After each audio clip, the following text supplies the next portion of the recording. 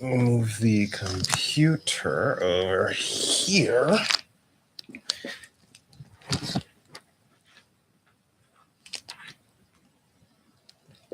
Ugh. All right. So this might just be a shorter than average, shorter stream. I'm not reading anything, but instead, I rewatched Venom today, and I really enjoyed it.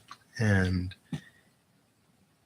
I wouldn't really say it surprises me because Venom is one of my favorite Marvel characters, but it was nice to actually have a movie that I enjoyed rewatching aside from Infinity War. Infinity War was great, and I rewatched it and I enjoyed it. I probably watched Infinity War two or three times, and I've watched Venom just about as many times. Once by myself, once with friends, and once with family.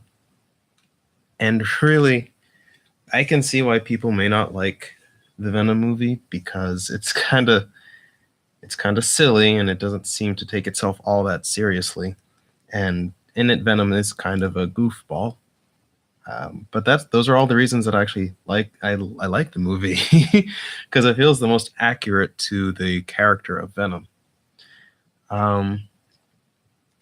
He's not like he looks scary and he looks like some weird, edgy teenager's dream of like an edgy Spider-Man. And really, the identity of Venom is pretty much just that. Aside from his first appearance, he was and has been more or less a very silly kind of character, honestly. He's like someone who's watched Spider-Man and said, I could do that, and goes out and does a rather piss-poor job. One thing I liked about the Venom movie for sure is the way it characterizes Venom. It's not perfect to the comics, but in a lot of ways, it's very accurate. He's kind of silly. He talks strangely. He seems kind of socially stunted, both Eddie Brock and the Venom symbiote. And some people have issue with how Venom was portrayed, the symbiote itself, saying that it was a loser on his planet too. And to be fair, yes, that's not quite correct. He wasn't necessarily a loser, where loser has like a negative connotation. A better term would have been outcast, but I think it's important that he describes himself as a loser because the way that I see this movie isn't like Our World made a movie about the character of Venom from the comics. No, I see this movie as some crazy rich guy with a camera crew approached the real Venom in the Marvel universe and said, hey, we want to make an origin movie about how you came to be who you are, and we want you to star in it. And Venom, for some reason, said yes. This movie feels like how Venom sees his own origin story. It feels like how he would write his own origin story. Number one, Venom hates Spider-Man. In the comics now, it's more of a general dislike. It's not nearly as strong as it was when he was first created, because he was created to hate Spider-Man. But after that, they took him to San Francisco. He became his own thing, more or less. And he still would fight Spider-Man and Spider-Man's rogues on occasion, but more than likely he would be in San Francisco doing his own thing. So it would make sense that if Venom had the chance to make his own movie about his own life and how he came to be, he would write Spider-Man out. And things would start in San Francisco. As much as he hates Spider-Man, and that's a key part of his backstory, I don't think Venom would like to appreciate that Spider-Man is part of the reason Venom exists. He likes to see himself as an independent sort of character. Throughout the entire movie, Eddie Brock gets, hey, how's it going? Darth Chico, I'm just venting my thoughts about the Venom movie. I watched it again today, and it was quite enjoyable. And right now I'm just describing that it feels very much like what the actual Marvel character Venom would have written if he were to write a movie about his own life and how he came to be. he would write Spider-Man out of his own origin story, of course, which is what Sony had to do due to contracts, and I think they did as good a job as they could do. Another thing is the way Eddie Brock is portrayed and the way Venom's portrayed. They're always seen as sympathetic, like they're badass when they need to be badass, but then they're also extremely sympathetic. Like Eddie Brock cannot catch a break for the entire movie. And even when the issue in New York is brought up, it's brought up in passing. And it seems more like, based off of his current actions, Venom, well, not Venom, but Eddie Brock was more victim of seeking the truth too much, which, of course, if anyone reads comics, they know that's not true. He forged documents against Spider-Man. But he comes off as very sympathetic, which I feel like Venom would definitely put in there. And the weird cut of the movie going back and forth between, oh, it's action, and now it's like weird drama, and even the audio. If you watch the scene with the ending of the car chase where he first introduces himself as Venom, there's this weird audio cut. It honestly feels like Venom also had a hand in the editing of the movie, where he's watching a rough cut and he says, "Ooh, put that part there," and the editor would say something like, "Hey, that would make absolutely no sense if we put that part there. The music has already been scored out and laid out in this section. No, just do it." But it's not going to work. Just do it. It just feels like that's something Venom would do. I don't know if maybe I'm alone in that idea that this is the kind of movie Venom would write for his own origin. You should really check it out. It comes out on digital this month. I think like the 19th or something. You should definitely check it out because it's very enjoyable. There are two movies that I enjoyed this year. Infinity War and Venom. Those were the only two movies from this year that have kind of stuck in my brain as being like 100% fun movies. And Infinity War is fun in that 10 years have built up to this one moment. And Venom was fun because it was just unexpected. It was silly. And the effects weren't that bad. The fight scenes were pretty cool. And Venom was hilarious. Venom was downright hilarious.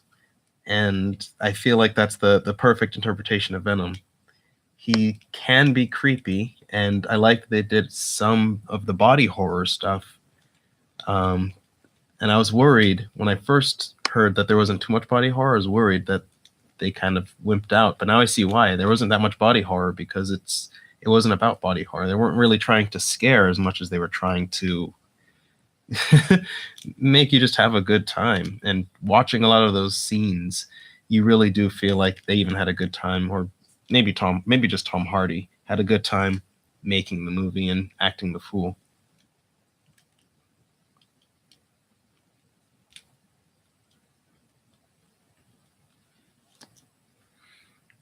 Did you see Infinity War?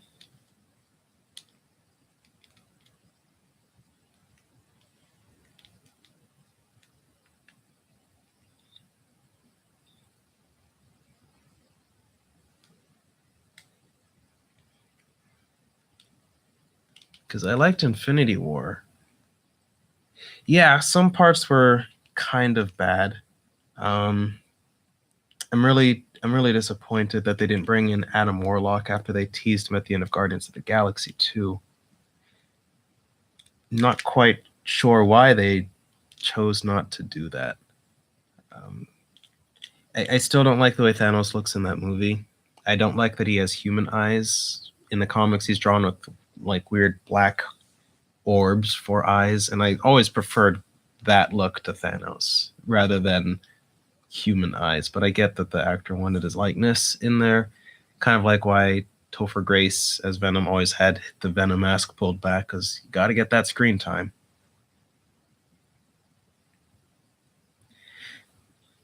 Yeah, the Wakanda stuff, it was a great place to have a battle because we had already had like a battle in New York in the city, so they wanted to have a battle in a different kind of field, and I get that. I really do. But at the same time, it really just showed, and other people have already covered this, but it really just showed how bad the Wakandans are at war. like the only reason they're superior is because of the technology, which comes from vibranium. Absolutely none of it really comes from their military might and strategy. Their weapons are kind of archaic, even for being futuristic. Like, looking back at that movie, the people that did the most damage, aside from those who had superpowers, were probably Bucky and Rocket, because they had automatic weapons. Everyone else had like these weird spear things. And I know it looks cool to have Captain America running around with twin shields and punching stuff and stabbing stuff, but really, like, in the time it took him to take down probably like 3 or 4 of whatever those Marvel version of parademons are, I don't know what they're called, but in the time it took for him to take down like 3 of those, Rocket could have taken down like 20 or 30, because he's just holding down a trigger and sweeping the field. And then Bruce Banner, if he was any good with the Hulkbuster suit, he could have taken down even more because of all armaments that suit has. And I get that you want those hero moments where the hero's running around and punching and kicking and stuff, but realistically, if Batman was going to be in that situation, he would have used the Batplane or the Batmobile or something that's got actual armaments that can do rapid fire, whether they're going to be actual bullets or rubber bullets for the non-lethal route. It doesn't matter. He's not going to just run out there with his fist unless he's caught unawares. Yeah, I didn't like that the Hulk pushed out either, actually. I mean, I kind of liked it because it shows you just how much strength that Thanos had. But then at the same time, you kind of sit there and you kind of think to yourself, ooh, this is the Worf effect. Really bad. It's like it's like in Power Rangers when they introduce the White Ranger and he's really amazing and really good at everything. And then every villain, to show how dangerous the villain is, they beat the White Ranger in the first fight because he's supposed to be the best one. It's like you're the strongest one there, and your only reason for being there is to be beaten so that people can see just how strong the villain is. It's kind of sad. Yeah, the Hulk would want a rematch for sure. The Hulk would. I was half expecting the Hulk to just come out swinging, like when in that scene where the Hulk Buster suit is pretty much all ripped apart, and Obsidian's Maw, I think that's the character's name, is beating the crap out of it. I was kind of half expecting the Hulkbuster armor to just explode open and Hulk would come out and beat the crap out of him. But I guess they were wanting to show that Banner could fight, but he can't. The whole point of Banner is he's the brain, Hulk is the brawn. If you put Banner in like an Iron Man suit, you kind of, especially one like the Hulkbuster, it's like, what's the point of having the Hulk then?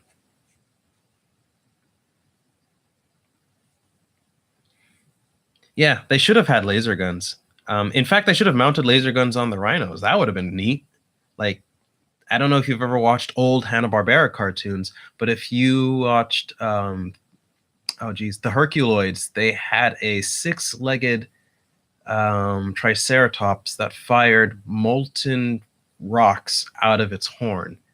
Like, you could have had something like that, like genetically modified rhinos that have their horns removed and replaced with some sort of like beam cannon or something.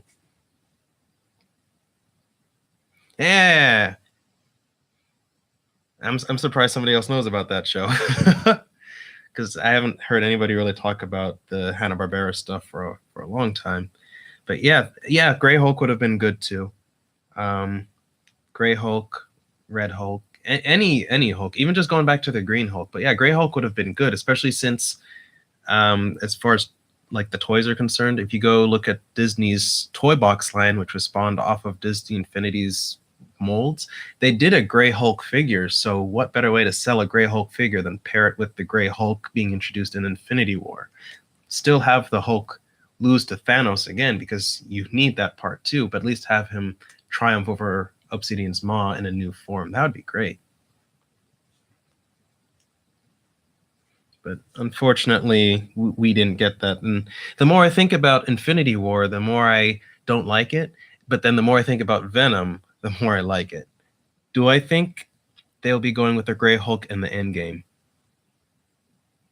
I don't know. There were rumors, well, not rumors, they're confirmed now, but there were like leaks and stuff from the making of stuff of Infinity War that they had different suit ideas for Captain America and for Spider-Man, and they just didn't want to do it. So it could be that they wanted to do Gray Hulk and ran out of time and they're saving it for the second part. But I'm really cynical, especially with the dawning of the second phase. What phase are we in? I don't even know. Phase 4, I guess, with Captain Marvel, which I'm totally not looking forward to because everyone else seems to be having fun except for the main character. But with all of that concern, I'm not really looking forward to Grey Hulk being in the movie. I don't think he's going to be in there because if they can tease Adam Warlock and not have him show up in Infinity War, sorry, I don't see them teasing Grey Hulk and then having him show up either. I feel like they're going to drop the ball on that.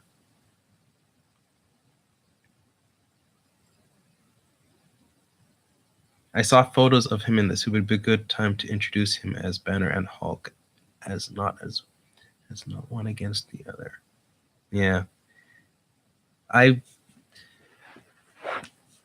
had to explain. I had to explain to a couple people actually the whole difference between what was in the movie and what was actually in the comic strip. And I still feel like the comic series of Infinity Gauntlet, Infinity War, and Infinity Crusade are much more brutal than what we saw in the movie. Sure, there aren't as many hands-on. Actually, no, that's a lie. There are more hands-on deaths as well. It's not just the snap. The snap took out people, yes. But I think one of the most powerful things about the snap in the comics is that in the comics, the snap is on a whim. Like, it wasn't this grand old goal, really. Thanos was literally killed half the universe just to get in Lady Death's pants, pretty much. Like, he was trying to get her to speak and acknowledge him and acknowledge what he'd been doing for her, and he did the snap to impress her. Whereas in this one, it's building up to say, hey, he wants balance because reasons. And I like that they tried to make him human, and that was cool. But I still feel like comic Thanos is a different, more brutal Thanos. And I feel like if MCU Thanos went up against comic Thanos, aside from the fact that this power scaling between comic and MCU is incredibly off, I really do feel like if you balanced them out at power level, comic Thanos is much more brutal in fighting. Like if you read the Thanos Legacy comic strip that came out earlier this year, like he was tearing people's spines out and stuff like that.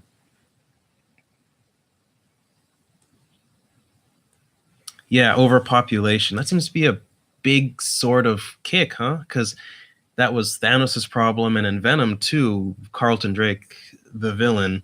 If you catch that from the trailers, he talks about how the planet's gonna die. We need to look to space for answers. So I think these kinds of motivations for characters kind of come and go in waves. Yeah, I liked how in this movie kind of humanized his fatherhood over Gamora, and how the whole scene with her being thrown and sacrificed for the Soul Stone was really good. And the scene where he is talking with her back on his ship, and instead of sitting on the throne after she says she hates it, he sits on the stairs to kind of level with her. I liked that, and you really do feel for him. Oh no, it's all good. I literally just did the stream to just share some thoughts I had about Venom. Um, like I said, I liked the movie, and unlike a lot of Marvel movies, Venom is one that the more I think about it, the more I like it, rather than movies like, let's see, Ant-Man is like, if I were to go through all the Marvel movies, there's not too many that actually stick out in my brain. It's like, man, I want to watch that again. Infinity War is one of the few. I've enjoyed most of the Marvel movies, but I don't really want to rewatch them. I rewatched Black Panther with my mom, and she actually didn't like it all that much. She didn't like Michael B. Jordan at all. Yes, the second Captain America movie is actually one of the better Marvel movies. That's the one I haven't rewatched because I've never had the chance to. I haven't picked it up. I don't have it on digital either, so I've never had the chance to rewatch it. But I've rewatched Black Panther. I've rewatched all the Avengers, so Ultron and the first one.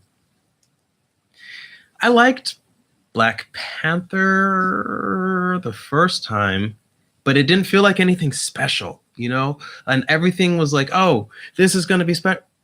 I just realized Black Panther came out this year, completely overshadowed by Venom and Infinity War. completely overshadowed by them. I forgot. I thought that came out last year. That's just how unremarkable it was. It was cool to see him on screen, and it was cool to finally say, yeah, Black Panther came out there. But it was just okay. The fights were not that great. The CGI, you could tell why the CGI was lacking because they had to finish Infinity War. Oh my goodness, the Captain Marvel trailer, that scene when she's flying through space and shooting stuff, her face looks like a PS4 character, and normally that's a good thing for like PS4 because PS4 is really high quality when it comes to graphics. But if you're filming a movie and that's supposed to be your character with close-up shots and stuff, you shouldn't be looking like a 3D character. It should look like a real person. Like in Venom, yes, Venom looks bad, but well, not bad, but Venom doesn't look real in all the shots. That's fine. But Eddie Brock, when he's going through the transformation, looks real. There's a scene in where he jumps out of the water. You haven't seen the movie yet, but there's one scene where Venom is swimming, and when he jumps out the water, he transforms mid-jump from Venom to Eddie Brock, and it looks real. It's if you blink, you'll miss it, and it looks good. And then at the same time, you've got movies like Infinity War, where Thanos looked real for like 90% of the movie. The only thing that looked weird was the proportion between his hands and his forearm. His wrists just seemed a little too beefy. But other than that, he looks like he was there. Captain Marvel looks like looks like a launch trailer for like the PS5 or something like that. Like, oh, this is the first game that's going to come out on the PlayStation 5 of the next gen. Isn't this, look how lifelike it almost looks. But that's not a good thing for a movie where everything's already supposed to be lifelike. Yeah, it did look more like a video game than a movie. And unfortunately, it didn't look like a very interesting video game either. It really didn't.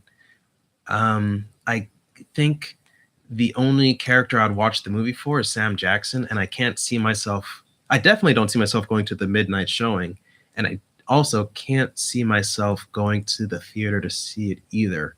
And it won't be the first Marvel movie I skip. I skipped Ant-Man and the Wasp as well. I think that was the first Marvel movie I skipped because I still haven't seen it. And honestly, not many people have talked about it. The Skrull. Yeah, I'm kind of curious about the Skrull, but at the same time, I don't think they'll do him justice, but I don't feel like it'll be the right kind of justice. I don't know if you've seen, I don't know if you watched Diversity in Comics, but he recently reviewed some Marvel book, and the Skrull in that book was written so ineptly. So that kind of makes me worried that they might get Skrull wrong. But that's okay, because the Avengers 4 is coming out, and that's going to overshadow Captain Marvel, because I feel like that's the last Marvel movie most people care about.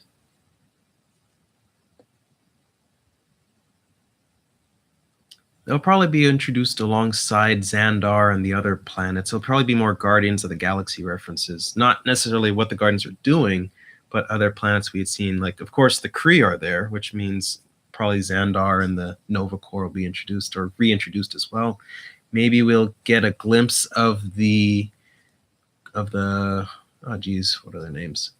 The Celestials. Hopefully we'll get like another glimpse of Nowhere, maybe.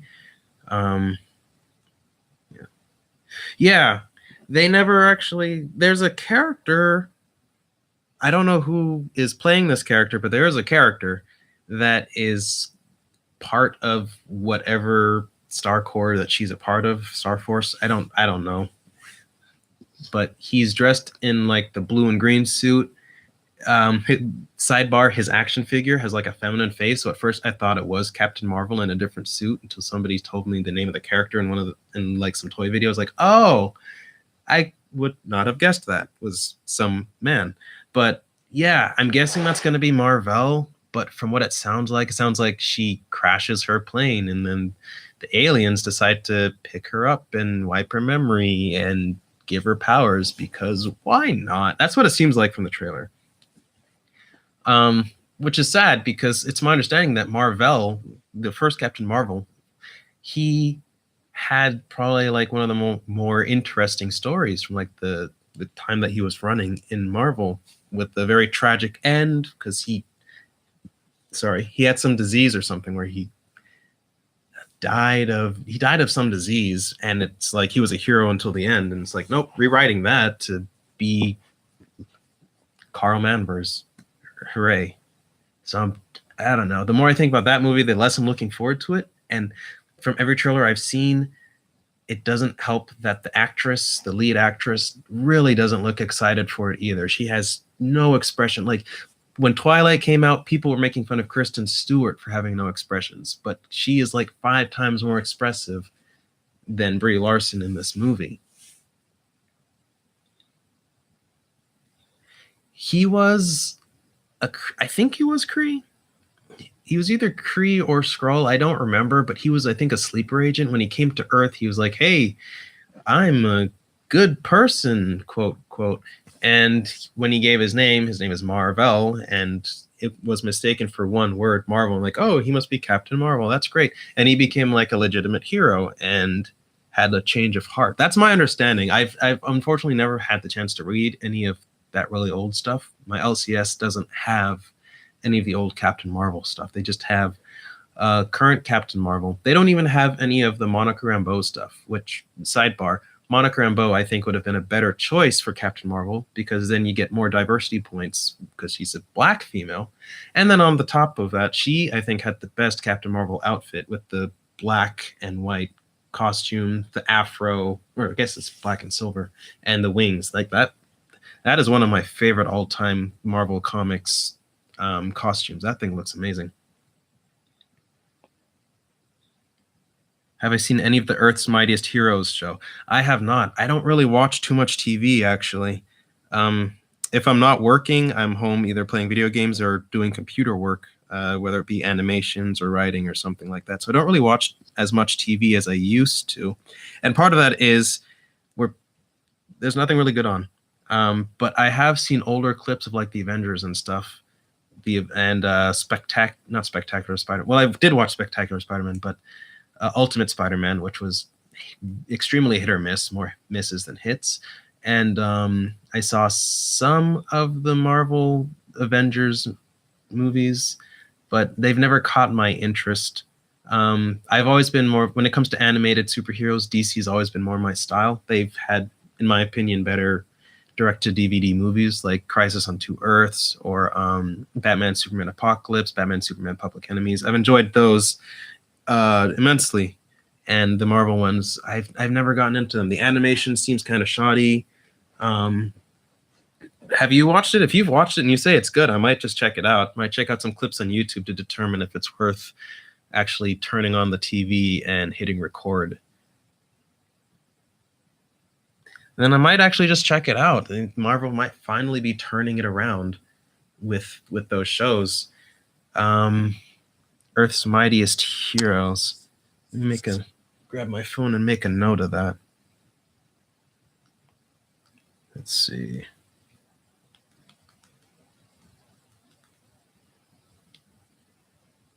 Oh, it's older? That might be why it's good.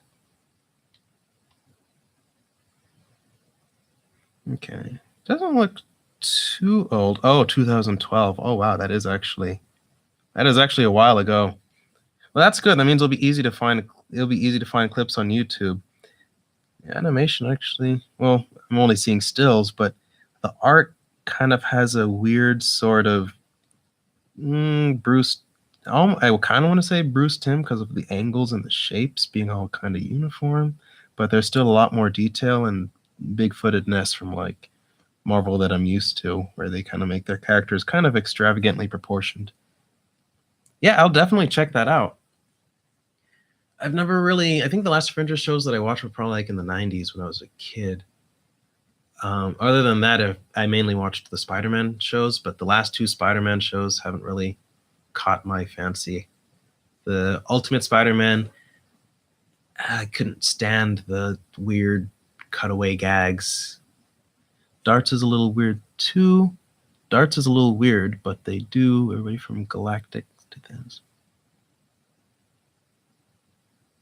So they cover like a wide range. That's pretty cool. Cool. That makes me wonder who. So I guess Fox only has the rights to Galactus through the movies then, if they're able to use Galactus in the TV show. That's actually pretty interesting. Now, see, here's my question though: is Galactus a cloud of smoke, or is he actually like a humanoid?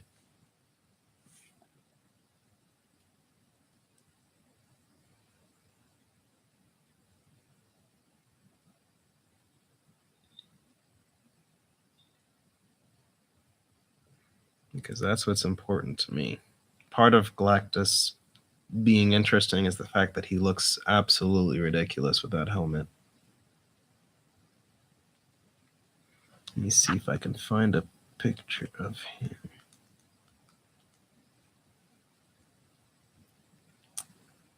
Excellent.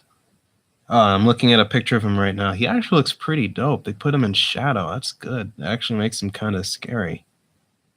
And they toned down the purple, which also helps. Dang, and they draw him from a very unique angle. Like, you're looking up at him all the time. That's pretty cool, and that's pretty smart. Yeah, I'll definitely check this out then. Because this actually looks decent. That's pretty cool. Yeah, so thanks for that suggestion. I'll definitely check that out. I'll watch a couple clips after this stream, see how I like it from there as far as the writing goes. And if all's good, I'll give it a watch. I'll watch the first couple episodes. I'm not quite sure. It looks like it was only 2 seasons. Is that right? Based off of, let's see.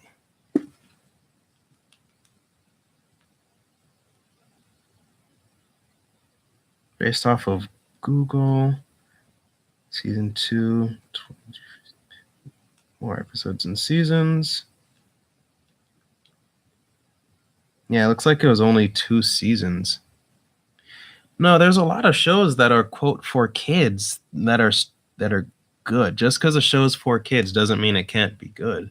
Like, look at, I know this is everyone's example, but Batman the Animated Series, the new Batman Adventures, Superman the Animated Series, Batman Beyond, Justice League Unlimited, Static Shock. Static Shock hasn't aged all that well, but even still, people still enjoy those shows today.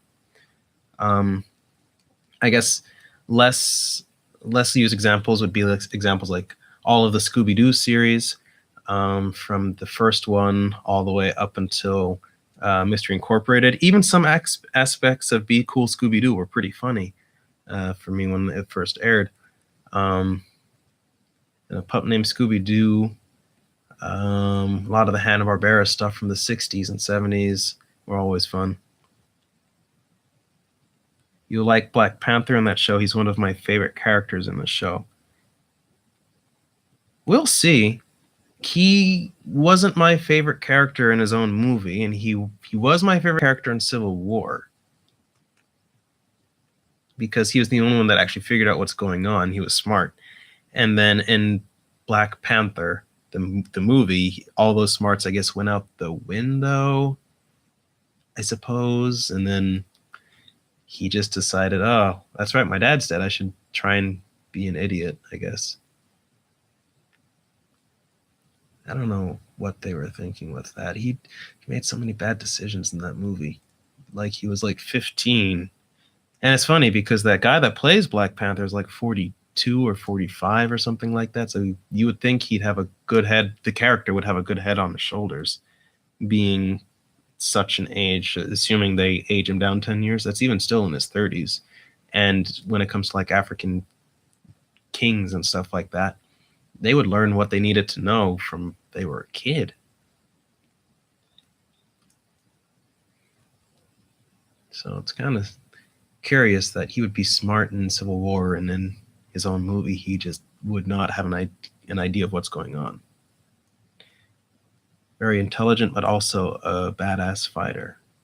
Is Wakanda still closed gates in that movie? Or it's not movie, in that show? Or is Wakanda more along the lines of, oh, it's open to everyone?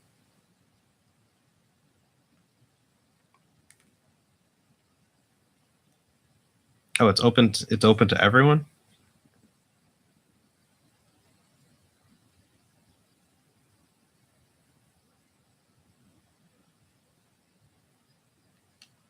Oh, it's closed off still. Oh, okay. Yeah, that makes more sense. Because once you open Wakanda's borders, that's kind of that's kind of like the end goal of Wakanda. Every time they open the borders, that's kind of like the end of the story. Because part of the point of the Black Panther was that the borders were closed off. It's a mysterious place. Yada yada yada. I don't know if you've ever seen the motion comic from I think it was BET or MTV, one of those two.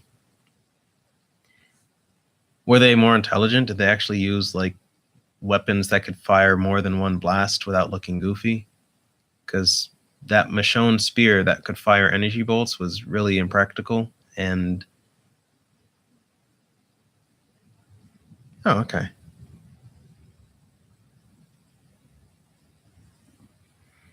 yeah. I feel like with the design of the weapons in Black Panther, I could tell they were trying to look respectful of African culture and say what would Africans look like with what would African people look like if they had like futuristic tech. And I think it's kind of low key racist to assume that the African people would, you know, keep the same design for things like they would choose form over function. It's like, no, I don't think they would choose form over function. If you can have a spear that shoots energy bolts, why wouldn't you condense that down to like a smaller package that you can wield with just one hand and then point and shoot? There's a reason weapons have evolved the way that they have, and it's because of practicality. Practicality first and form second. Form follows function. That's like a rule. But in this case, I guess function follows form. It's like, oh, what do we need them to look like? Oh, make them look like African people, and then instead of throwing spears, the spears shoot lasers. It's kind of lazy. There's nothing wrong with sci-fi. There's nothing wrong with sci-fi at all. I love sci-fi. Star Wars is a sci-fi. It's a lot of the weapons in Star Wars are practical and impractical at the same time. Honestly, the Death Star is kind of impractical.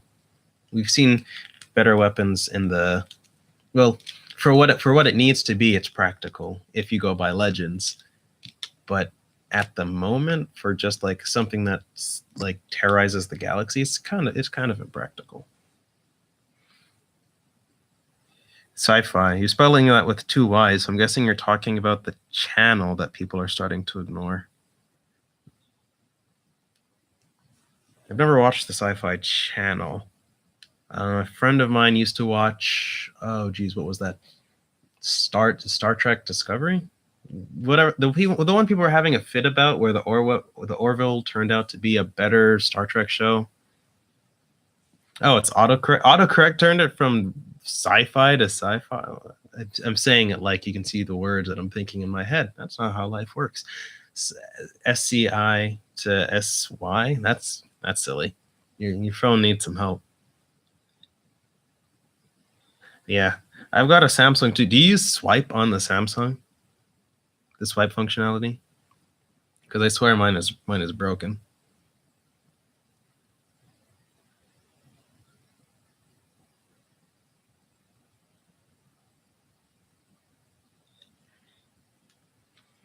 I think I'll be.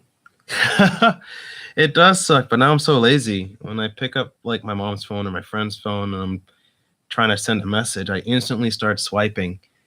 Either way, it's tough to correct it though.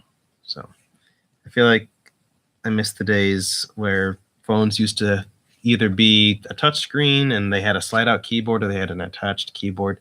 But maybe that's because I'm getting old and I prefer actually feeling the buttons so I know what I'm pressing rather than hoping my finger is connecting to the right button internally.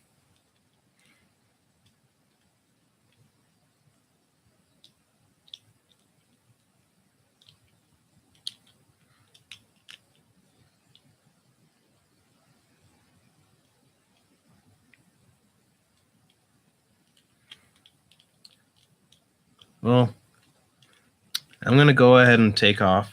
Thanks for joining me. Yeah, I need to get back into reading the IG-88 Therefore I Am story. The last week I took off of reading it because it was my birthday last week, so I had a lot of festivities. But I should stream it probably tomorrow. I'll have a chance to stream it during the midday.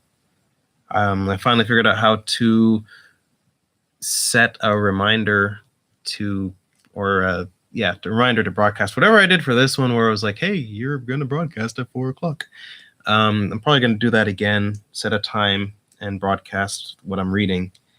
So that way people may actually be notified before I go live rather than after. And I'll finish it up there. Thanks. And yeah, no, I'm getting old. I'm getting close to 30. I think Jeff is probably like 3 years ahead of me. So I think so. Because I think he is also going into his 30s as well, but he's closer to them than I am. He'll be 30 next year. Yeah.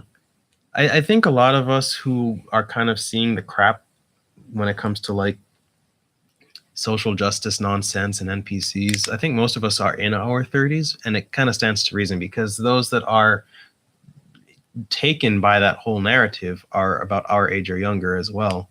So it's like having two sides. He just turned 30? Okay. See, I wasn't sure about that, but yeah, I'm 3 years behind him. Then I'm 20. I just turned 27. Oh God, what am I doing with my life? But yeah, 30 isn't too old. Really? I don't understand how people can buy into it, but I like that a lot of people are also not buying into it. Like, people freaking out over the YouTube Rewind nonsense, which was the most. I feel like the YouTube Rewind debacle, the whole thing, like how it was shot and everything, I really do feel like they added that weird message in there around the campfire after the fact. Like they shot YouTube Rewind and they were about to put it together, and then they decided, oh wait, we should probably virtue signal a little bit, right? That's popular. And they just called up a couple of these YouTubers and said, hey, you guys are somewhat popular and are good mouthpieces. Let's put you all together around a campfire, film it in like 2 takes, and print it. And I feel like that's how that happened. Oh yeah, no doubt. And the dislike ratio is it shows. Like YouTube really outdid itself right there. You know, second most disliked video in 4 days. That's incredible. Justin Bieber, it took him like, dang, a long time to get to number 1, 8 years. And even PewDiePie has a video on the dislike list, or it's like, let's get this to 1 million dislikes. Even when PewDiePie asks for dislikes, he doesn't get nearly as many dislikes as YouTube when they try to actually do something, quote, relevant. I knew who Will Smith was. I knew that one for sure. The others, like, it kind of, well, there was also in the animator segment, which I was surprised they actually featured animators, because normally YouTube's like, oh, animation, that takes longer than 30 seconds to make, so I'm going to go ahead and take your monetization away. But I recognize Domix in there, who's an animator that I follow and I like. I have no idea who Carlton is, but I'll take your word for it. I hope it's Alfonso Ribeiro. If you actually mean like the Fresh Prince of Bel-Air Carlton, I might actually watch YouTube Rewind. If it's not that, then I'm probably still not going to watch it. Oh my gosh, that's amazing. I will definitely go back to that video and I will skip through it until I find him and play that, and then I will leave the video because it's not worth the whole however long it is. He's in the Fortnite bus? Why?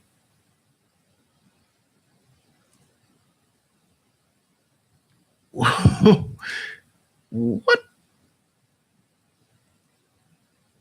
Why? That doesn't make any sense.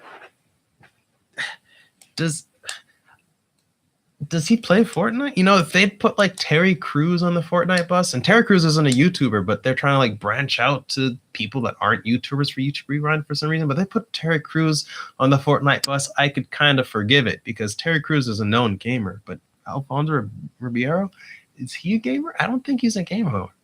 Like Terry Crews shared his PC build multiple times on Instagram when he was making new ones and plays games. Same with Snoop Dogg. Snoop Dogg also plays games.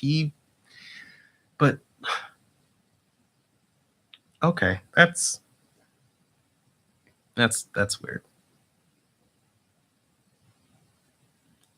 Well, I'll catch you later. I gotta get ready for work tomorrow. But thanks for chatting. And I'll most likely, maybe I'll see you tomorrow when I read the next part in IG-88 story. But if not, you can always catch it on the replay since I set it to save all of my streams. But yeah, thanks for joining, and I hope I entertained you. No problem.